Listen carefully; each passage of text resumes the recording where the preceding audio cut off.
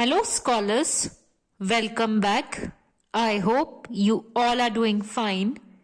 Today, we are going to start with grade 7 new images, lesson 11, that is the face on the wall, which is written by Edward Well Lucas. Now, let's begin with the story on page number 117. We were talking of events at Debney's which could not be explained by natural causes. Most of us had related an instance each without producing much effect. Among the strangers was a little man with an anxious face. He watched each speaker with the closest attention but said nothing. Then Dabney, wishing to include him in the talk, turned to him and asked if he had no experience or story to be narrated or explained. He thought a moment.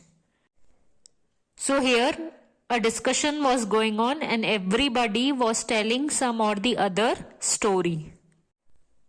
Well, he said, not a story in the ordinary sense of the word. If I had one, I would tell you. Truth, I always believe, is not only stranger than fiction but also more interesting. I could tell you an occurrence which happened to me personally and which, strangely enough, completed itself only this afternoon. We begged him to begin. A year or two ago, I took a room in an old house in Great Ormond Street. So this is in London. The bedroom walls had been painted by the previous tenant, but the place was damp and there were great patches on the walls. One of these was exactly like a face. One morning I came to think of it as real, as my fellow lodger. Here the word lodger means a guest or someone who pays rent for a room in someone's house. While other patches on the wall grew larger and changed shapes, this never did. So here the narrator is telling that the other patches were growing, but where he could see the face, that never grew. While there, I fell ill with influenza, and all day long I had nothing to do but read or think. It was then that the face began to get a firmer hold of me. It grew more and more real and remarkable. So, here the narrator could feel that the face was real. There was a curious curve of the nose and the forehead was remarkable. In fact, the face of an uncommon man, a man in 1,000. Well, I got better, but the face still controlled me. I found myself searching the streets for one like it. So here the narrator was trying to search this face in the crowded places. Somewhere I was convinced the real man must exist. I only knew that he and I were in some way linked by fate. In vain, I often went to places where people gather in large numbers, political meetings, football matches, and railway stations. So, the narrator was trying to find out the man whose face he could see on the wall. He was trying to find that man in the places where people gather, like railway stations, political meetings, and social gatherings, etc. The search became madness with me. I stood at busy corners watching the crowd until people thought me mad and the police began to know me and be suspicious. So everybody was watching this man, that for whom is he searching, and they were considering him as mad. I at last saw him. He was in a taxi driving east along Piccadilly. I saw an empty taxi coming. Follow that taxi. So finally the narrator could see the man whose face was there on the wall, and he started following the man. "Follow that taxi," I said, and leaped in. The driver managed to keep it in sight, and it took us to Charing Cross.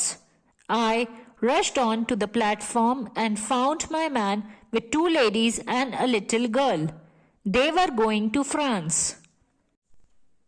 I stayed there trying to get a word with him, but in vain.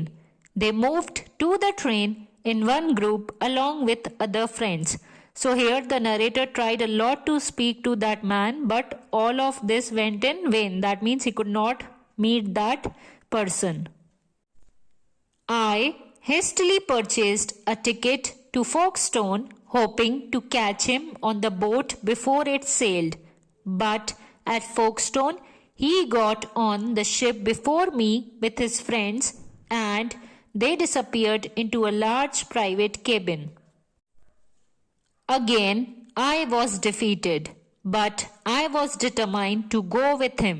I had only just enough for a single fare to Boulogne, but nothing could stop me now. I took up my position opposite his cabin door and waited. After half an hour, the door opened and he came out with the little girl. My heart beat fast. There was no mistaking the face.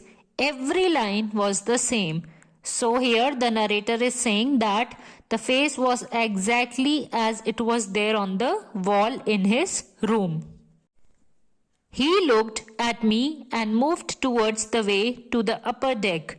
It was now or never, I felt. "Excuse me," I stammered, "but do you mind giving me your card? I have a very important reason in asking it." He seemed to be greatly surprised, but he granted my request. Handing me his card, he hurried on with the girl. It was clear that he thought me mad and decided to please me. Holding the card tight in my hand, I hurried to a lonely corner of the ship and read it. On it were the words, "Mr. Ormond Wall," with an address at Pittsburgh, USA. I remember no more until I found myself in a hospital at Boulogne. There I lay in a broken condition for some weeks. He was silent. I went back, he started once again after a moment or so, to Great Ormond Street to find out all I could about this American. And so the time went on until yesterday morning. I had slept till late. When I woke up, the room was bright with sunlight. I looked at once at the wall on which the face was to be seen. I rubbed my eyes and sprang up. It was only faintly visible. So as soon as the narrator got up, he saw on the wall, but the face was not exactly visible. Last night it had been clear as ever. I could almost hear it speak, and now it was a ghost of itself. So he was saying that last night the face was visible on the wall, but now it had disappeared. Confused and sad, I went out. The early editions of the papers were already out. I saw the headline, "American Millionaire's Motor Accident." It read, "Mr. Ormond Wall, the Pittsburgh millionaire, and party motoring in Italy were hit by a wagon and the car overturned. Mr. Wall's condition is critical." So, when the narrator woke up, he saw the newspaper and there was a headline that Mr. Ormond Wall, for whom he was searching, has met with an accident. I went back to my room staring at the face on the wall, and even as I looked, suddenly it completely disappeared. Later, I found that Mr. Wall died of his injuries at what I take it to be that very moment. Again, he was silent. Most remarkable, we said. most extraordinary. We meant it too. Yes, said the stranger. There are three most remarkable things about my story. One is that it should be possible for a patch on the wall of a house in London not only to form the features of a gentleman in America, but also to have a close association with his life. Another one is that the gentleman's name should bear any relation to the spot on which his features were being so curiously reproduced by some unknown agency. Is it not so? We agreed with him, and our original discussion on supernatural occurrences ended. Then he rose up and said good night. Just as he was at the door, one of the company asked him what he considered the third most exciting thing in connection with his interesting story. Oh, the third thing, he said as he opened the door. I was forgetting that. The third extraordinary thing about the story is that I made it up about half an hour ago. Good night again. So at last, when he was leaving, he said that I have made this story half an hour ago. Now, let's begin with lesson 13, that is, all the world's a stage. So, let's begin from page number 141.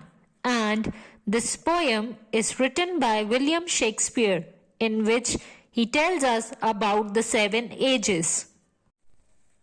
All the world's a stage, and all the men and women merely players. They have their exits and their entrances, and one man in his time plays many parts, his acts being 7 ages. So, in this poem, William Shakespeare tells us that this world is a stage and we all are the players here. We have to perform our different roles. Also, we have our entrance and we have the exit, that is the death. Here, Shakespeare brings this theme and others such as the purpose of life and aging and youth. He takes the reader through the stages of life. So, when the man enters the world, he has 7 different ages or phases to go through. When he goes through these ages, he has to play different roles. At first, the infant mewling and puking in the nurse's arms, then the winning schoolboy with his satchel and shining morning face creeping like snail unwillingly to school. So, the man begins his act on the stage as an infant, that means a small baby. So, he pukes in the arms of the nurse and he cries to be in the comfort of his mother. So, this is the first stage, that is of an infant. Then, the second act starts right when he turns into a school-going boy who is unwilling to go to school and he walks like a snail. That means he walks very slowly and he has the responsibility, he has a big school bag. And then the lover, sighing like furnace, with a woeful ballad made to his mistress' eyebrow. Then a soldier full of strange oaths and bearded like the pard, jealous in honor, sudden and quick in quarrel, seeking the bubble reputation. So, the third act then comes when he turns into a lover. His lover is the only person he sees dancing in front of his eyes. So, for him, there is absolutely no other place that can comfort him than the eyebrow of his lover. So, the third age is of a lover. Then, Shakespeare here has told the fourth stage of a man, that is of a soldier or a fight for the nation. His beard depicts all those strange oaths that he takes to protect his country and all the men and women living in it. No doubt he quarrels, but he also maintains his dignity to create and develop his reputation in front of others around him. So, in this age, he tries to maintain his reputation. Even in the cannon's mouth, and then the justice, in fair, round belly, with good capon lined, with eyes severe and beard of formal cut, full of wise saws and modern instances, and so he plays his part. So here comes the fifth stage where he turns into justice, the one who knows that what is good and what is right, and at this stage he is perhaps the best person to approach to find out what is correct and who is wrong. The sixth age shifts into the lean and slippered pantaloon with spectacles on nose and pouch on side, his youthful hose well saved, a world too wide for his shrunk shank and his big manly voice. Turning again toward childish treble pipes and whistles in his sound, last scene of all that ends this strange eventful history is second childishness and mere oblivion, sans teeth, sans eyes, sans taste, sans everything. So the sixth stage comes to his life, that is the stage of pantaloon, where he has a high status in society and he wants more of that. And this stage does not remain in his life for a very long period. Then comes the last age, that is the old age, where no matter how hard he tries to remember things, he is just not able to. When he enters old age, he turns into a child again. That means he behaves like a child and he forgets everything. Slowly, he begins losing his teeth, his vision, the taste in his mouth, and the love or greed for everything that he once wanted in his life. So, in this poem, William Shakespeare tells that we all are players here. We have different roles, but we all need to do is we need to take birth and we leave after performing all our duties. I hope you all enjoyed the video. Assignments and worksheets are given in the description box. Keep practicing them and we will be meeting in the next video. Till then, stay home, stay safe, keep washing your hands. Thank you.